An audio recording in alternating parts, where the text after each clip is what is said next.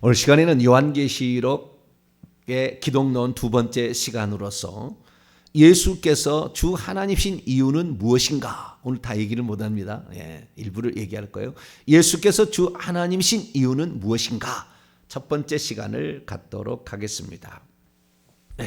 예수님께서 주 하나님이시다. 이것이 예수님이 육신을 입고 지상에 거닐 때는 제자들이 몰라봤죠. 그런 존재인지를 몰라봤죠. 그리스도요 하나님의 아들이다 이렇게 알아본 거죠. 그것도 대단한 거였어요. 아버지의 계시가 아니었다면 절대 알 수 없는 거. 그냥 선지자, 말과 일에 능한 선지자 정도로 이렇게 정도로 알았을 정도였을 텐데 예레미야 중에 뭐 하나 이렇게 세리야니 혹시 살아 돌아오느니 뭐 이런 정도로 알고 있었으나 그때 베드로가 신앙 고백을 하게 됨으로 말미암아 주님이 하나님의 아들이다라는 것과 구약 성경에 예언되었던 바로 그 메시아다라는 사실을 알게 되었죠. 그런데 예수님이 부활한 후에 비로소 제자들을 완전히 뒤집어 놨습니다. 제자들을 뒤집어 놨습니다. 그것은 부활하신 예수님이 나타났다는 거죠. 나타났다는 게 중요한 거예요. 나타났다. 부활했다 소문만 들은 게 아니라 나타난 거예요. 자기들 앞에 직접. 40일 동안 최소 12번을 나타나셨어요. 나타나신 거죠. 그러니까 그냥 믿음으로 고백한 게 아니고 실제 나타난 거죠. 그래서 실제 나타났다는 이 사실 자체가 대단한 거였어요.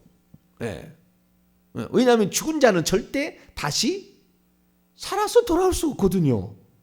그 다음에 문을 닫았는데 어떻게 들어옵니까? 그 육체가 아닌 거죠. 제가 얘기합니다마는 그 영적 존재라는 것은 밀도가 높다고 그랬지 않습니까? 밀도가 높기 때문에 뚫고 들어가는 거죠. 물이 있고 돌이 있으면 뭐가 밀도가 높냐면 돌이 밀도가 높으니까 물속에 들어가는 거예요. 마찬가지죠. 이 고체라는 이 지구상의 고체라는 존재보다 영은 더 밀도가 높아요. 그래서 뚫고 와버리는 거예요. 이 고체에도. 그래서 밀도가 높으신 분이에요. 영은 밀도가 높아요. 그렇기 때문에 귀신도 밀도가 높기 때문에 우리 육체 속에 들어오는 겁니다. 밀도가 높아서. 그리고 들어오는데 그 예수님이 문짝을 열어놓지 않았는데도 그냥 들어와 버린 거죠. 죽었다는 분이 어떻게 살아 돌아올 수 있으며 문을 닫아놨는데도 들어올 수가 있느냐라는 것을 통해서 많은 변화가 찾아오는데 이분은 사람이 아니었다.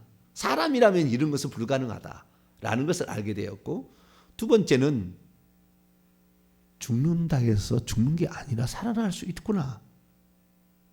나도 주님을 믿으면 살아날 수 있겠구나라는 생각이 든 거예요. 그때부터 두려움이 사라지는 거예요. 죽어도 영생하는 존재가 된다는 것이 그리고 영광스러운 존재가 된다는 것을 알게 된 거죠. 그래서 부활은 제자들의 삶을 완전히 바꾸기 시작했어요. 그래서 결국에 부활하신 예수님을 만나보고 최초로 신앙 고백한 도마인데 요한복음 20장 28절에 나의 주 나의 하나님 나의를 빼면 주 하나님이십니다 라는 고백을 하게 되었다라는 것을 어제 제가 말씀을 드렸습니다. 그래서 예수님은 주 하나님이시다. 그러니까 이것은 불려지는 칭호로 그런 거예요. 불려지는 칭호로 주 하나님이라는 거죠. 자, 그러면은 불려지는 칭호로 주 하나님, 이 부분에 대해서 또 계속해서 또 살펴보겠습니다만은 주 하나님, 그냥 부른다고 그러면 되는 겁니까? 하나님이 되는 겁니까? 당신이 주님이에요. 당신이 구약에 여호와로 나타난 그 하나님이에요. 주 하나님이라는 말을 헬라어인데 호 퀴리오스, 호 데오스, 그다음 무가 붙었 나에라는 게 붙었죠. 그래서 호 퀴리오스 무 카이 호 데오스 무 나의 주님이요 나의 하나님이라. 이것을 만약에 히브리어로 바꾼다 한다면은 그 하나님이라는 말은 엘로힘이라고 바꿀 수가 있고요. 주님이란 말은 여호와예요. 여호와. 구약의 여호와를 전부 퀴리오스라고 번역을 했거든요. 신약에 다. 그러니까 퀴리오스는 결국에 여호와를 지칭하는 것이고 그다음에 하나님은 엘로힘이니까 여호와 하나님이란 그 말이에요. 어제 거기까지 제가 얘기를 안 했어요. 근데 절대 그렇게 생각을 못 하죠. 예, 일반적인 사람은. 예, 성경을 그냥 100번, 1000번 읽어도 잘 몰라. 예, 그 여호와 하나님이 육신 입고 오신 줄 모른다 그 말이에요. 근데 우리가 창세기 18장을 읽어보면 알게 되죠. 아브라함에게 그 여호와가 나타나시잖아요. 그 한 분 하나님이 나타나셔요. 그래서 내가 여호와다 이렇게 얘기해 놓고 내가 내게 다시 내게로 오니 그때는 네게 아들이 있으리라. 그 뜻을 알려줘요. 그래서 하나님이 다시 아들로 온다는 뜻을 알려주니까 하나님의 친구가 되고 보시되죠. 드디어. 네. 그래서 그 하나님이 다시 오실 때에 그때 아들로 온다. 그러니까 한 분 하나님의 다른 표현인 거죠. 구약에는 그 한 분 하나님이 여호와로 표현됐다면 신약에는 한 분 하나님이 예수님으로 표현된 거니까 예수님이 구약으로 치자면 여호와 하나님이죠. 구약으로 치자면 나타난 그것을 치자면. 예. 근데 만약에 여호와가 예수님으로 바뀌었다 이렇게 하면 양태론적으로 흘러갈 수가 있어요. 이 양태론적으로 흘러가면은 그 이단적으로 가는 거거든요.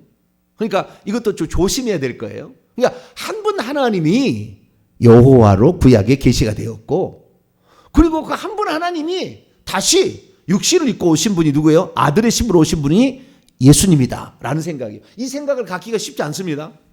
이 생각은 한 분 하나님으로 표현되는 거예요. 그러나 동시 존재가 가능한 것으로 표현됨으로 말미암아 기존의 삼위일체적으로 정의를 했던 것과 많은 차이가 있는 거예요. 많은 차이가 있어요. 삼위일체적으로 정의를 하게 되면 삼신이 될 수 있어요. 잘못하면. 네. 왜? 아버지도 하나님, 아들도 하나님, 성령도 하나님. 아버지는 아들이 아니고 아들은 아버지가 아니고 아들은 성령이 아니고 성령은 아버지와 아들도 아니다. 그렇게 나가거든요. 네. 그럼 삼신이잖아요. 어떻게 보면은. 그런데 하나님으로서는 같다. 어떻게 삼신인데 하나님으로서는 같냐? 이해가 안 된다. 그러니까 신비다. 그냥 신비를 믿어라. 이런 식이에요. 그게 아니죠. 얼마든지 아니 이성적으로 우리가 이해를 못하게 하나님이 만들었겠어요? 알 수가 있죠. 그래서 얼마든지 가능한데 그 부분에 관해 너무 많이 얘기하면은 충격받으니까 여기까지. 하나님은 예수님은 주 하나님이 체현되어서 나타나셨다. 그렇게 보시면 되는 거예요. 자, 이사야서 하나 말씀을 읽고 넘어가도록 하죠. 이사야 44장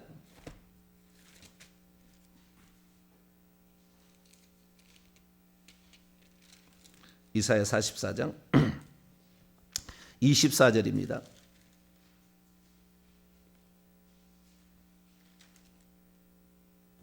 이사야 44장 24절 읽습니다. 시작. 내 구속자여 모태에서 너를 지은 나 여호와가 이같이 말하노라. 나는 만물을 지은 여호와라. 홀로 하늘을 폈으며 나와 함께 하신 자 없이 땅을 펼쳤고. 삼위일체 론자들은 이 말씀을 절대 못 받아들입니다. 왜냐하면 아버지와 아들과 성령이 지었다고 해야 되니까. 태초부터 성부, 성자, 성령이 있었다고 하니까. 이 말씀을 받아들일 수가 없어요. 그래서 삼위일체적 정의로 나가면은 성경을 하나를 빼야 되는 거예요. 어느 부분을. 그렇게 하면 그래서 삼위일체 정의가 틀린 건 아니에요. 이단과 싸우느라고 만들어낸 교리인데 그 교리가 나중에 고착화 되면은 하나님의 말씀을 제대로 표현을 못 하는 거예요. 여기에 보세요. 홀로라는 말이 뭔지 아세요? only. 모노라면 모노. 헬라어로 치면 모노스예요. 모노. 스테레오가 아니에요. 홀로 하늘을 펼쳤고 홀로 나와 함께한 자 없이 땅을 펼쳤다 이렇게 하는. 이걸 이해를 못하는 거예요. 자, 45장 이사야 45장 또 넘어가 볼까요? 45장 18절을 한번 볼까요? 18절 시작. 대저 여호와께서 이같이 말씀하시되 하늘들을 창조하시니 곧 그는 하나님이시니 그가 땅을 지으시고 그것을 만드셨으며 그것을 견고하게 하시되 혼돈하게 창조하지 아니하시고 사람이 거주하게 그것을 지으셨으니 나는 여호와라. 나 외에 다른 이가 없다. 나 외에 다른 이가 없이 홀로 만들었다니까요. 그런데 이제 마태복음 창세기 1장 28절 27절 28절에 하면은 그 하나님이 그 형상대로 우리의 모양대로 사람을 만들자. 그 우리를 성부, 성자, 성령이라고 해서 그걸 구약학자가 아예 틀렸다고 그랬어요. 총신대 교수가. 그 잘못 해석된 거라고. 홀로 만든 거지. 성부, 성자가 우리의 형상대로 사람을 만들자. 그거 아니에요. 하나님께서 천사를 먼저 만들었고 그 천사에게 하시는 얘기예요. 천사는 창조주가 안 됩니다. 그래서 너와 같은 하나님의 형상을 닮은 존재가 너가 먼저였고 천사가 먼저였고 그 다음에 우리 이제 인간을 만들자라는 거예요. 그 순서가 하나님, 천사, 인간이죠. 영적 존재, 3대 존재가 그런 순서라는 것이 이제는 밝혀졌어요. 옛날에는 그래서 성부, 성자, 성령이라고 해석했다니까요. 벨직 신앙 고백 이런 데 보면 그렇게 나와버려요. 아예 그 성부, 성자, 성령을 의미하는 거라고. 그런데 그러면 이사야의 말씀을 빼야 되는 거예요. 그래서 우리는 성경대로 믿어야 되는 거예요. 그래 앞으로 제가 이 부분에 대해서 더 많이 자세히 얘기할 거예요. 그러면 아하, 성경에 그렇게 돼 있었구나. 그러면 성경대로가 믿을 수가 있어요. 근데 중요한 게 뭐냐면 예수님께서 주 하나님이라고 도마가 고백을 했다는 거예요. 근데 참 신기한 건 뭐냐면은 도마복음이라고 있어요. 무슨 복음이요? 도마복음. 우리 성경에는 안 들어와 있어요. 도마복음이라는 그 책이 있어요. 신학자들은 도마복음을 매우 중요한 책으로 여겨요. 매우 중요한. 왜냐하면은 예수님의 역사적 사실을 말해주는 책이다. 이렇게 보고 그 다음에 신앙 고백이 빠져 있는 무슨 책이다. 이런 식으로 그 책을 얘기하려고 하는 거예요. 근데 도마복음은 완전히 잘못된 거예요. 도마복음은 결국에 완전히 잘못된. 왜냐하면 도마복음은 영지주의 사람들이 결국에 아니라고 그러는데 아닐 수가 없어요. 왜냐하면 영지주의 쪽에는 뭐냐면은 자기가 어떤 존재인 일을 깨닫게 되면은 된다라는 하나님이 된다라는 사상이거든요. 자기가 그 영적인 지식을 얻게 되면 자기도 하나님과 똑같이 된다라는 거예요. 피조물이 창조주처럼 똑같이 된다는 거예요. 이게 영지주의인데 그래서 깨닫기만 되면은 그렇게 해서 내가 깨달아서 영지를 소유하게 되면 내가 신이 되기 때문에 내가 지은 죄는 죄가 안 된다는 거예요. 그것이 나에게 영향을 못 미친다는 거예요. 그래서 마음대로 방종으로 가기도 하고 어떤 데는 내가 이미 깨달았기 때문에 절대 그런 그 더러운 것하고 하지 않는다 해서 금욕주의로 가기도 합니다. 그래서 쾌락주의, 금욕주의가 영지주의에서 나온 거예요. 그런데 이 영지주의의 특징이 뭐냐면 영지주의가 교과서처럼 생각하는 것이 도마복음인데 이 도마복음에 예수님을 그들은 믿어요. 하나님으로 믿는데 도마복음에 나와 있는 그 하나님은 우리 죄를 위해서 이 땅에 오시기도 육신을 입지도 않으셨고 십자가에 죽지도 않으셨고 부활하시도 않으셨어요. 예수님의 성육신과 예수님의 그 다음에 죽으심과 예수님의 부활을 100% 부인합니다. 도마복음. 도마복음 좋아하는 사람들 보면 전부 그래서 그게 하나님 사람 아니에요. 100% 아닙니다.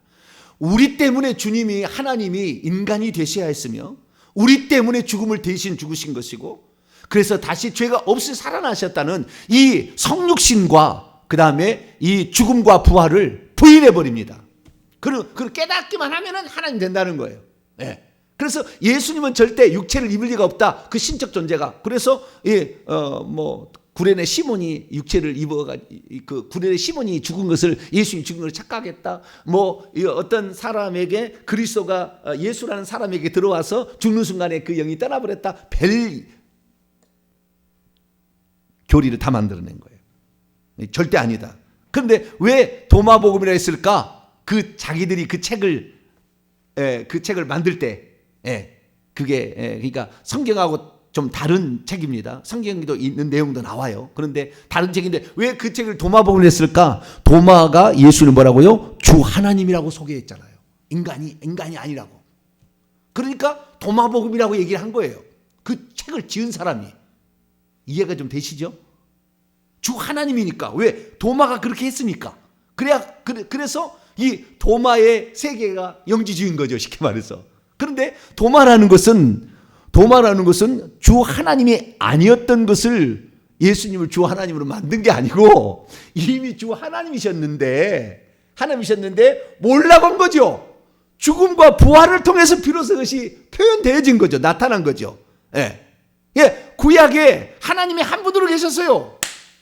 두 분은 안 계셨다니까. 마태복음 4장 1절에 이하를 보게 되면은 마귀가 예수님을 시험하는데 예수님 탄생 직전에 한 대 쫓겨난 것 같아요. 그런데 네가 하나님의 아들이라면 이 돌을 떡덩이로 만들어 보라. 막 그렇게 이야기하잖아요.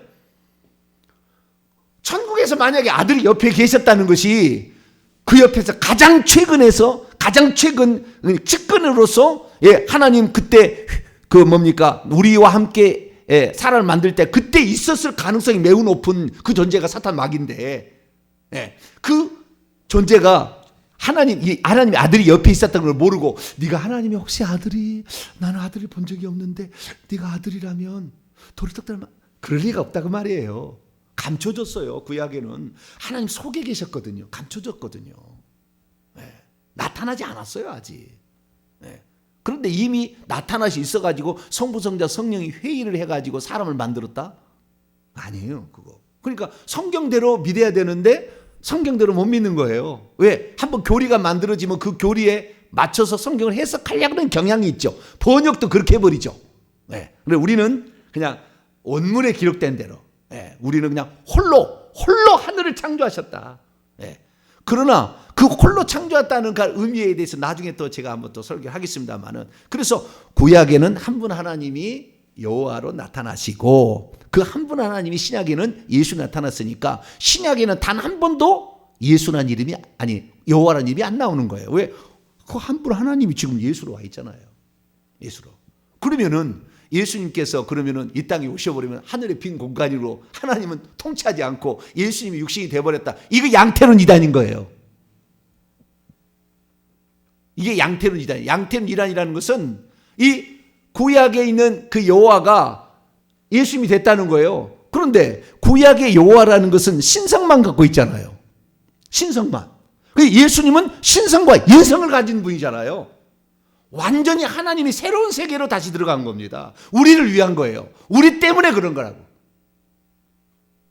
종의 형체를 지녀가지고 우리 죄를 위해서 죽은 거라고. 그러니까 우리는 영원히 하나님 찬양할 수밖에 없어. 나중에 가가지고. 신성만 갖고 계신 분이, 한 번도 인성을 안 갖고 계신 분이야. 피조물을 영역을 갖고 있지 않아요. 그런데 그 신성만 가지신 분이 여호와 아닙니까? 인성이 없어요 거기에는. 그런데 그 인성이 없는 분이 인성을 입고 오셨잖아요. 그러면 인성을 입고 오실 때 그때 그 아들이라고 하잖아요. 그 아들이라고 하는데 그 아들을 천국에는 그러면 없습니까? 아들 돼버렸으면 아들 죽어버리면 하나님 없어지는 겁니까? 그게 양태론 이단이 잘못된 거라고요. 왜? 아들이 되어버렸다고 얘기함으로 피조물이 되었다고 얘기하기 때문에 죽어버리면 하나님이 죽어버린 것이 되는 거예요. 무서운 거라고. 그래서 양태론 이단은 조심해야 되는 거예요. 그냥 하나님이 이쪽을 보니까 아버지고 이쪽을 보니까 아들이고 이쪽을 보니까 영이었다. 이런 식이죠. 똑같은 분을. 그런데 그 양태론이 그런 말은 틀린 말은 아니에요. 방금 말은 틀린 말은 아니지만 그것이 변했다는 것이 중요한 거예요. 이렇게 변했다. 아버지가 아들로 변하고 아들이 다시 영으로 성령으로 변해가지고 왔다. 이게 아주 위험한 사상이라고. 위험한 사상. 하나님은 동시에 지금 뭐예요? 하나님도 계시고 보좌에 예수님도 계시고 이 땅에 7 영을 파송해서 당신 일도 할렐루야. 동시에 그 일을 하신다고 그거야 하나님이. 그러니까 예수님이 이 땅에 계실 때 그럼 하나님이 저 신성만 계신 분을 누구라고 하냐? 그분이 아버지다 그렇게 얘기한 거예요. 요한복음. 그분이 아버지다 그렇게 얘기하고 뿐만 아니라 그분은 나를 보내신 자다. 나는 보냄을 받은 자다. 아버지로부터 이렇게 얘기하신 거예요. 요한복음에는. 그래서 요한복음에 그 얘기 나와요. 마태, 마가, 누가복음 안 나옵니다. 그래서 주 하나님이 누구신가? 예수님이 누구 뜻인가? 주 하나님이라는 각도에서 성경을 쓴 게 요한복음이니까 보통 작품이 아닌 거죠. 보통이. 그래서 우리는 요한복음을 통해서 비로소 하나님을 좀 알아갈 수가 있는데 많은 사람이 하나님의 아들로만 알고 있는 거죠. 우리는 예수님이 하나님 한 분이 이 땅에 우리를 위하여 육신 입고 오신 아들의 신분으로 오신 분이다. 할렐루야. 그렇게 믿으면 돼요. 그러나 하나님은 우리 피조물하고 틀려서 동시 존재가 가능하다. 그래서 하늘에 계시다. 그분을 아버지라고 불렀고 당신을 이 땅에는 아들이라고 불렀다. 그런데 그 아들이라고 불렸던 이것을 천국에 가서도 똑같이 아들로 생각하세요. 요한계시록은 천국에 가서 보좌에 앉아 계시는데 그분이 주 하나님이거든요. 제가 이제 설명을 계속 하겠지만 주 하나님인데 그분이 자기를 뭐라고 하냐면은 하나님의 아들이라고 또 얘기를 해요. 그분이. 자, 요한계시록 2장 18절. 요한계시록 2장 18절 읽습니다. 시작. 두아디라 교회의 사자에게 편지하라. 그의 눈이 불꽃 같고 그의 발이 빛난 주석과 같은 하나님의 아들이 이르시되. 이거 하나님 아들이라고 얘기해요. 아들이라고 얘기한다고. 또 볼까요? 2장 나왔으니까 2장 27절 26절부터 27절에 시작.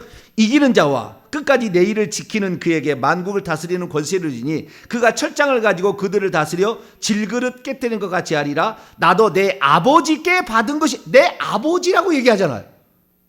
그렇죠? 그러니까 육체를 입은 적이 없는 신성만 있었던 그 보내신 분을 예수님은 천국에 가서 아버지라고 해. 그러니까 우리가 천국에 가서 아버지를 만나고 천국에 가서 예수를 만난다는 거 틀린 게 아니라고요. 그러나 우리가 천국에 갔을 때에 볼 수 있는 것은 육체로 나타난 바 되셨던 예수님만 볼 수 있어요. 그러니까 우리는 영원토록 예수님만 봅니다. 하나님은 죽을 때 깨어날 때 못 봐요. 아버지라는 그렇게 굳이 불리는 존재가 있다고 한다면 그 존재를 영원토록 보지를 못해요. 그러나 그분은 존재하고 있어요. 아버지가 존재하고 있어요.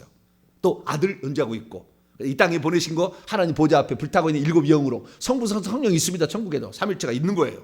없는 게 아니요, 있어요. 예. 그러나 우리가 그 하나님을 만났다, 하나님을 봤다 할 때 그때는 물론 아버지의 음성을 들을 수도 있고 아들의 음성을 들을 수도 있고 성령의 음성도 들을 수가 있죠. 성령의 음성이 여기도 나와요. 근데 어떻게 나오느냐? 자, 요한계시록 22장에 나와요. 22장 17절을 볼까요?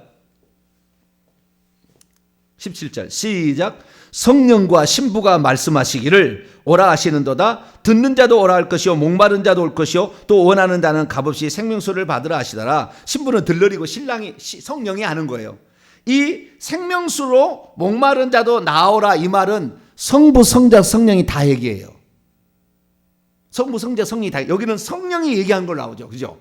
목마른 자도 오라. 성령이 말씀하시는 거예요. 아시겠죠? 그러니까 우리가 천국에 가서 성령의 음성을 못 듣는 게 아니에요. 들을 수 있어요. 얼마든지. 하나님은 동시대가 가능한 그런 분이니까. 예, 거기서 들을 수가 있어요. 그러면 생명수 샘물로 나오라는 말을 성령만 얘기했느냐? 성자도 얘기했어요.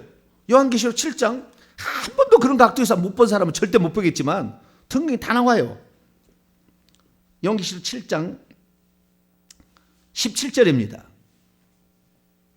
요한계시록 7장 17절 읽습니다. 시작. 이는 보좌 가운데 계신 어린 양이 그들의 목자가 되사 생명수 샘으로 인도하시고 하나님께서 그들의 눈에서 모든 눈물을 씻어. 그 생명수 샘으로 와서 먹으라. 그 생명수 샘으로 인도하신 분이 누구예요? 어린 양이. 어린 양은 비유적 표현이라고 그랬죠. 천국에서 눈이 7개 안 달렸어요. 괴물 아니에요. 예. 눈이 7개를 달린 완전한 감찰이 되신 그 하나님을 지칭한다고 했죠. 근데 어린 양은 아들로서의 일찍 죽임을 당한 적이 있는 인간이었던 적이 있었던, 예, 그 하나님, 예, 그 하나님이 생명수 샘으로 인도한다잖아요. 예, 생명수 샘으로. 그러면 그것뿐이냐? 자, 14장을 또 볼까요? 14장에 21장. 예, 성부도 생명수로 준다고 그래요. 성부께서도. 예. 요한계시록 21장 5절입니다. 5절. 6절까지인데 6절의 말씀인데 5절부터 보겠습니다. 6절에 나오는데 시작. 보좌에 앉으신 이가 이르시되 보라 내가 만물을 새롭게 하노라 하시고 또 이르시되 이 말은 신실하고 참되니 기록하라 하시고 또 내게 말씀하시되 이루었도다. 나는 알파와 오메가요 처음과 마지막이라. 내가 생명수 샘물로 목마른 자에게 값없이 주. 여기는 성부가 지금 보좌에 앉으시니, 보좌에 앉으시가 누구냐? 19장 보좌에 앉으시가 누구냐? 19장 몇 절을 볼까요? 보좌에 앉으신 하나님이라고 딱 나와요. 4절 19장 4절 시작. 또 24장로와 네 생물이 엎드려 보좌에 앉으신 하나님께 경배하며 이르시되. 그렇잖아요. 네, 여기 하나님, 이게 하나님이라는 것은 성부 성자 성령을 다 지칭할 수도 있으나 특별히 예수님이 얘기할 때, 하나님이 얘기할 때는 아버지격인 그걸 얘기를 한다고요. 그래서 이 요한계시록에 보면은 생명수 샘으로 인도하는 거, 그건 다 목자적인 비유잖아요. 목자가 양떼를 이끌어가는 그 비유라고. 그래서 구약에는 우리가 시편 23편에 여호와는 나의 목자시니 내가 부족함이 없다 그러는데 요한복음 10장에는 내가 선한 목자라. 나는 양떼를 이끌어간다. 양떼는 내 음성을 듣고 다 온다. 내가 그 푸른 초장과 내 꼴을 먹을 것이다. 그 얘기하잖아요. 그 만약에 예수님이 그 여호와 같은 하나님이 아니었다면 하나님을 사칭하는 사기꾼인 거예요. 그래서 우리는 성경을 그냥 따로 이렇게 볼 게 아니라 전체를 싹 이렇게 보게 되면 예수님이 누구시니까에 관하여 정확히 주 하나님이라는 것인데, 이 주 하나님이라는 것이 두 가지로 봐야 되는데요. 첫째는 존재론적으로 봐야 되고요. 하나는 사역적으로 봐야 됩니다. 존재론적으로도 하나님이어야 되고 사역적으로도 하나님인 거예요. 그럼 무슨 말이냐면 존재론적으로 하나님이라는 것은 두 가지입니다. 하나님이 스스로 계셔야 되고, 누가 있어서 존재케 되는 게 아니라, 누가 있어서 존재케 되면은 이건 피조물인 거예요. 그래서 스스로 존재해야 되는 게 하나님이고요. 그 다음에 동시 존재가 가능해 하나님이에요. 이게 존재론적인 하나님입니다. 자, 오늘날에 이만희가 내가 하나님이라 그러면은 어떻게 돼요? 동시 존재가 가능하나요? 이만희가 동시 존재의 모든 데 예배당에 가서 예배를 받을 수 있나요? 과천이 있으면 과천밖에 안 되잖아요. 피조물이라 안 돼. 그거. 절대 안 되는 거예요. 예수님께서는 육체를 갖고 있을 때도 어떻게 하셨습니까? 빌립이 바돌롬의 나다나이를 만나가지고 내가 메시아를 만났다 그랬더니 나사렛에서 무슨 선한 것이 나올 수가 있어? 그랬더니 이제 그래도 와보라 그러고 데려갔더니 내가 무화과 나무에 있을 때 너를 봤다. 그렇게 하니까 그때 바로 당신은 하나님의 이스라엘 임금이라 하면서 바로 거기에서 고개를 숙이잖아요. 근데 그때 예수님께서는 이미 육체를 입고 여기 계셨지만 다른 사람이 뭐 하고 있는지 다 알고 있는 거예요. 동시 존재가 가능하시다니까 그분은. 표현을 나중에 우리가 살펴보고 그 표현이 그런 표현이었구나라는 사실을 알게 되는 거죠. 그래서 예수님이 주 하나님이라는 것이 도마가 당신은 주 하나님입니다.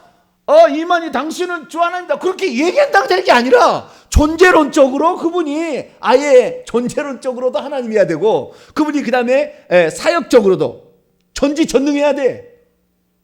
전지전능해야 된다고. 못할 것이 없어야 된다고. 이만희한테 죄송하네요. 맨날 인간적으로. 이만희가 죽은 자를 살렸습니까? 전지전능합니까? 모든 걸 다 합니까? 아니잖아. 영원 불멸합니까? 지금 죽으려고 하는데. 그러니까 완전히 우리가 하나님을 제대로 알게 되면 이단이 누군지를 팍 알아버리는 거예요. 이단이 누군지 팍 아는 거예요. 아버지 하나님 있고 아들 하나님 있으니까 어머니 하나님이 있다. 장길자 어머니 하나님.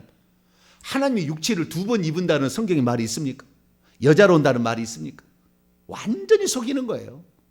하나님이 한 분이신데 아들로 오셔서 보냄을 받으셨고 아들로 오셨기 때문에 신성만 가지신 분을 아버지라고 칭하게 되어서 아버지와 아들의 관계가 된 것이, 어머니하고 우리 인간처럼 똑같이 어머니 아버지가 만나서 사랑을 해가지고 아들을 낳은 게 아니라고.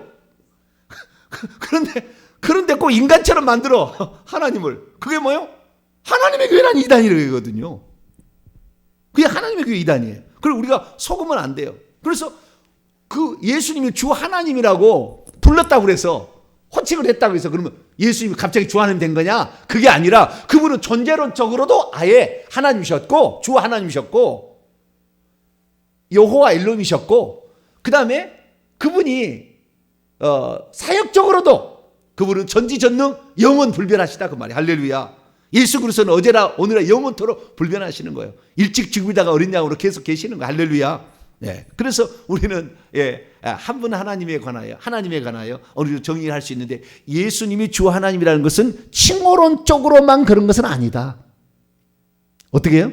존재론적으로 사역적으로, 쉽게 말해서 존재론적으로도 하나님이어야 되고, 그 다음에 그 자격도 있어야 된다 그 말이에요. 전지전능한 자격이 있어야 되는 것이고 영원 불멸해야 된다 그 말이에요. 예수님이 이랬다 저랬다 하면 안 된다는 거죠. 하나님이 일정하시는 거죠. 아침 해가 떠오르듯이. 그래서 그러한 것을 예수님이 갖추고 있다고 요한계시록 얘기를 해요. 요한계시록에 얘기를 하고 있어. 그래서 우리가 예수님을 주 하나님이라고 하는 거예요. 할렐루야. 그냥 주 하나님을 하는 게 아니라 도마가 불렀으니까 그냥 하나님이야 그냥. 예. 그 절대 육체를 입을 리가 없어. 그 도마 보고 너무 나간 거죠. 예. 너무 나간. 저 서양 철학에서 가져와 가지고 신적 존재로만 보고 절대 성육신을 인정하지 않겠다는 거잖아요. 도마 보고. 예. 그렇게 나가면 너무 나간 거고, 그분은 하나님이시면서 100% 하나님이시면서 100% 인간이셨던 분. 할렐루야. 그분의 아들이라고 칭해졌고 그분의 이름이 예수였던 거죠. 할렐루야. 그래서 우리는 예수 그리스도, 그분만 인간이었던 유일한 한 분, 하나님이시면 인간이었던, 그렇기 때문에 우리가 예수님을 지금 구주로 믿는 것이고 이분을 믿는 자가 구원을 받는 것이지, 이분이 신이 아니었다면 어느 누구도 구원할 수 없는 거예요. 그래서 지구상에 존재하는 어떤 인간도 절대 구원자가 될 수 없는 거예요. 할렐루야. 유일한 분이셔요. 자, 요한복음 하나만 더 읽고 들어가죠. 서론을 제대로 알아야 돼요. 충격을 받아야 돼. 요한계시록을 우리가 제대로 이해하기 위해서는. 요한복음 17장 3절입니다.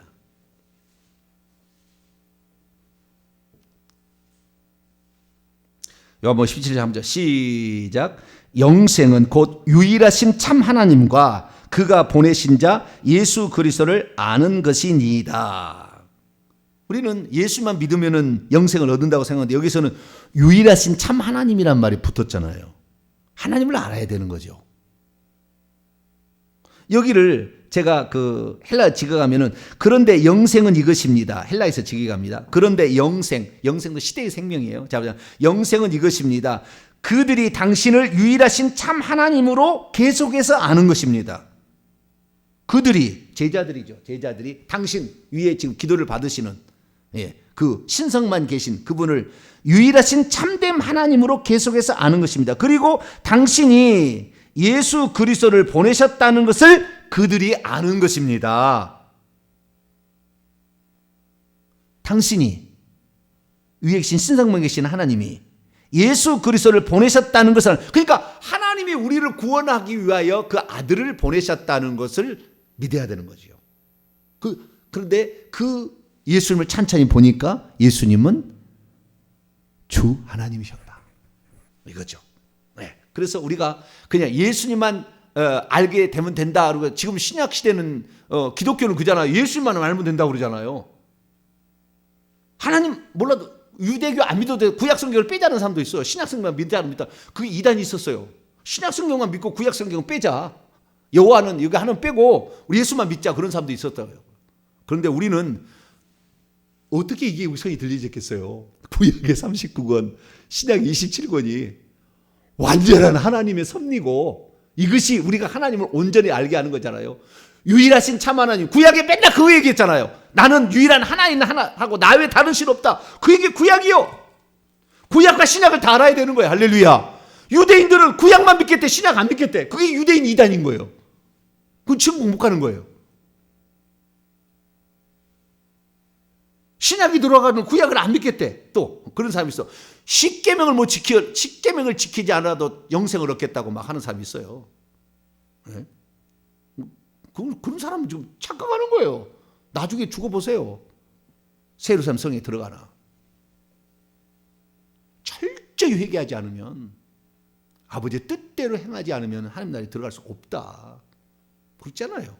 네. 그래서 우리는 정말 이 성경에 있는 것을 빼고 더하지 말고 우리가 그대로, 그래서 신구약에 나타난 하나님을 다 믿어야 돼요. 구약에는 여호와로 나타나시고 신약에 예수 나타나신 그분은 누구였다? 주 하나님이었다. 근데 칭호는, 그 칭호가 불려졌다 해서 그렇게 불려진 게 아니에요. 누가 나에게 사장님, 그래도 내가 사장이 아닌데 사장이 되겠어요? 여러분 가서 부동산 가보세요. 오시면 사모님 오셨어요? 그래 안 해요? 그 북사람 나를 사모라고 사모님이라고 해서 내가 사모님이 되는 겁니까 어느 날?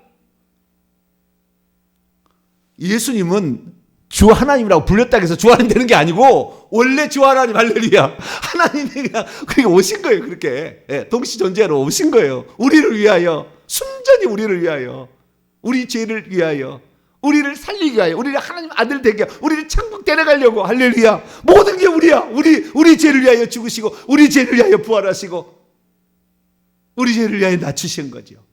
너무나 우리는 주님 앞에 감히 머리 숙일 수밖에 없어요.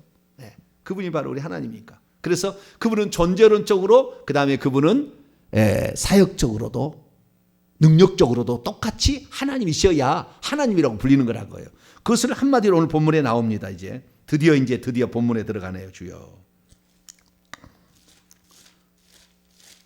요한계시 1장 8절을 봅니다. 8절. 여기 다 나와요. 방금 했던 이야기가. 한마디로 딱 이 얘기 설명한 거예요. 지금 일부만 설명한 거예요. 일부만. 자, 요한계시 1장 8절 읽습니다. 시작.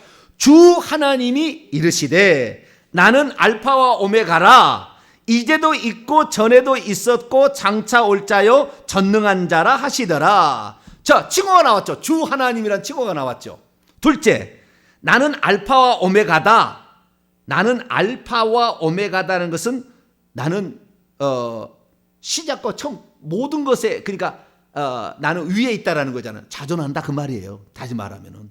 그 다음에 이제도 있고 전에도 있고 장차 올 때다. 이것은 무엇입니까? 동시 존재 가능한 무소부재하시다 그 말이에요. 그런 말이다 그 말이고. 그 다음에 전능한 자, 그것이 사역적으로 전지전능하다. 그거예요. 여기 다 나오잖아요. 칭호적으로도 나오고 존재론적으로도 두 가지가 자존과 무소부재 이게 나오고, 그 다음에 능력적으로도 전능자라 다 나오는 거예요. 이게 대단한 고백인 거예요. 이게 대단한 고백이에요. 이 고백에 이제 제가 의미를 내일부터 이제 설명을 더 나가겠습니다. 이 설명을 제대로 들으면은 하나님이 착 보여요. 이제 이렇게 딱 알면 절대 이단 안 빠져요. 이렇게 알면 귀신이 두렵잖아요. 이렇게 알면 세상을 주 하나님께서 이렇게 나를 사랑하셨구나. 그 하나님이 내 속에 계시구나. 그래서 요한 1서의 말이 이제 아는 거죠. 네 속에 계신 이가 세상에 있는 이보다 더 크시다. 그 얘기. 악한 자가 너를 만지도 못할 거다. 라는 말을 이야기 시작하죠. 그래서 비로소 이 사람이 주님을 위해서 목숨을 던지기 시작합니다. 나는 주님을 위해서 죽는 것이 가장 명예스러운 죽음이에요. 죽을 수만 있다면 너무 감사하고, 살려주신다면 천국 복음 전하리라. 할렐루야. 이렇게 우리가 살아가는 거죠. 그래서 하나님을 안다는 거 매우 중요합니다. 그 하나님. 그래서 우리가 보통 사람들이 어떻게 해석하냐면은 이 요한계시록 1장 8절의 말씀을 어떻게 해석하냐면은 성부 하나님에 대한 묘사라고 표현을 해버립니다. 뭐라고요? 성부 하나님에 대한 묘사라고 표현을 합니다.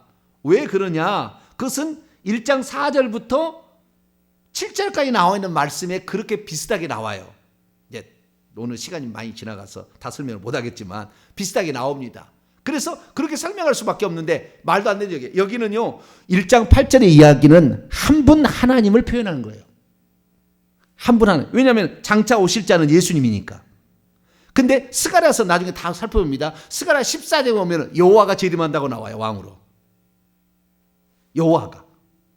그렇기 때문에 제가 그 삼위일체론적으로 성경을 그렇게 믿고 조직신학적으로 믿어가지고 한참을 믿을 때에 여호와가 재림한다는 얘기를 듣고 말도 안 되는 소리라고 그랬어요.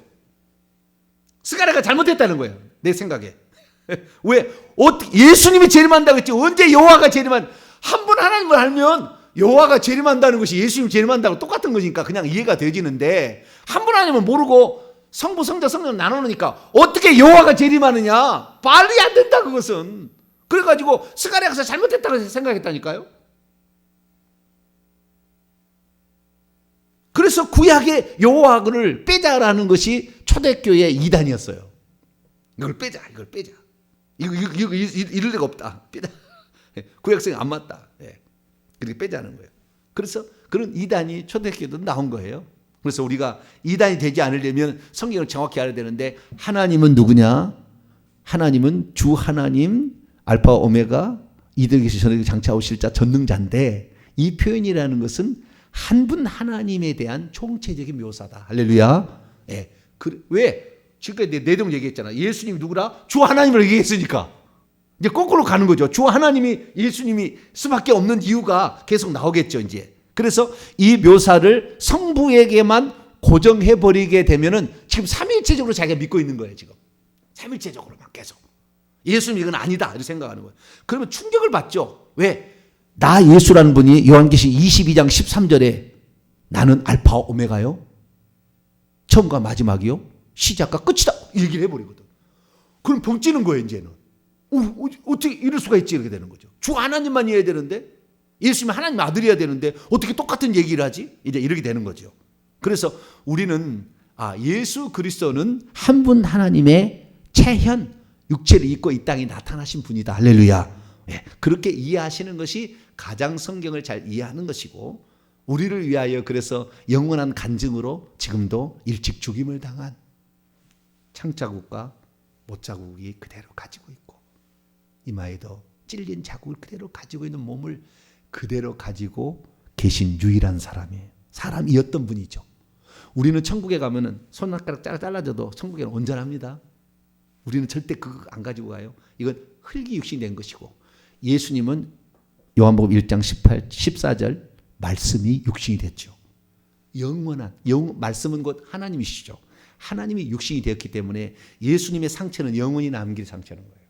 그래도 기꺼이 40에 하나 가만 매를 맞으시고 120대를 이렇게 갈고리나 이런 그 쇠나 이런 납덩이가 붙어 있는 걸로 채찍에 맞으셔서 덩어리가 찢어진 거죠. 여기에 지금도 영광스러운 빛으로 둘러싸여 있어요. 우리가 보는 사람도 있고 보여줄 때는 봅니다. 그 몸의 상처가 보여줄 때는 보이지만 영광스러운 그 모습으로 계시지만 그분이 그런 상처를 영원히 갖고 우리의 간증이 되어져. 왜? 내가 인간이 되어서 너를 위해 그래 죽은 걸 너는 영원히 기억해라. 참 나는 너무 마음이 아픈데 하나님이 그렇게 계시는 게, 내가 인간으로서 너를 위해서 그렇게 죽은 것을 너는 영원히 잊지 마. 그게 내가 너를 사랑한 거에 대한 너의 보답이다. 우리는 이것을 영원히 간직하게 되시기를 간절히 바랍니다. 기도하겠습니다. 거룩하신 하나님, 우리를 위해서 친히 사람이 되셔서 종의 형체를 가지사 죽기까지 복종하신 우리 주 예수 그리스도로 말미암아 우리가 하나님의 자녀가 되고 천국에까지 들어갈 수 있는 사람이 되게 하신 것 감사합니다. 영원히 우리는 예수님을 사랑하고 예수님을 위하여 살고 예수님 때문에 살고 예수님을 높여드리며 살며 예수님께 경배하고 예수님을 찬양하고 예수님만 위하여 살아가는 저희들 되게 해주셔서 주 하나님께서 우리를 위해서 일찍 죽임을 당한 어린 양이 되셨음을 영원히 잊지 않게 도와 주시옵소서. 우리 주 예수 그리스도의 이름으로 기도하옵나이다.